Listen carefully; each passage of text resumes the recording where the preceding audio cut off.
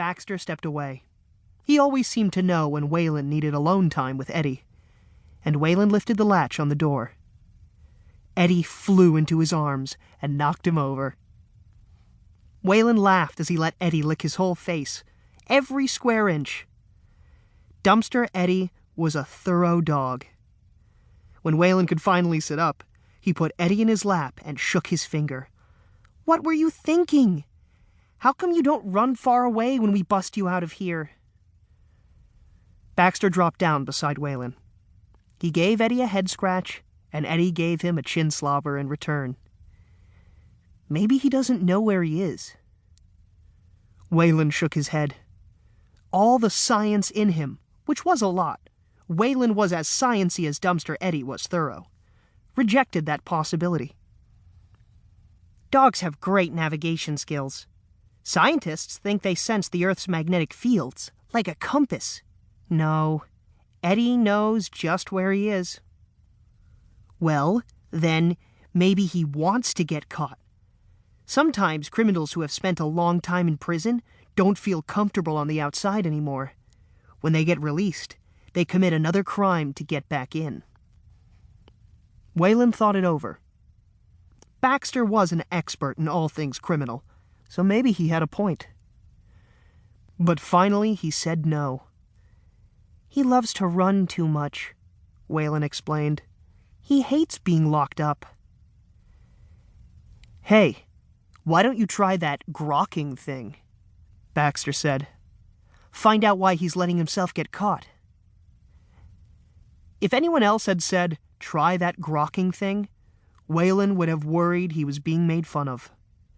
But Baxter wasn't doing that. Baxter understood. Grokking was a science fiction term that meant to connect with something so totally that you practically merged with it. And Baxter knew that Waylon and Eddy grokked each other. Waylon placed his hands on Eddy's head in mind-meld position and gazed deeply into his eyes. What he found there at the center of Eddy's soul hit him hard. "What?" Baxter asked. "What's wrong?" "It's our fault. Yours and mine. Eddy's letting himself get caught so he can be with us." Just then, the animal control officer came in through the back door, dragging a sack of kibble. "Got to kick you out, boys," she called, rubbing her back. "Visiting hours are over." "A few more minutes, Meg?" Waylon tried. "Not tonight. I've got a ton of paperwork to do. Sorry."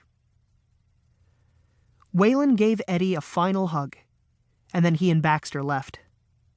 Once outside, they drew up their hoods. Sleet needled through cones of light spilling from the street lamps. "So, that's why he busted out of Desmond's garage," Waylon said as they turned onto the street. "He was so far away, we couldn't visit him every day." Baxter nodded. Desmond was the guy who washed the windows at Waylon's condo. He had taken Eddy for them in November, but Eddy had escaped after just a week.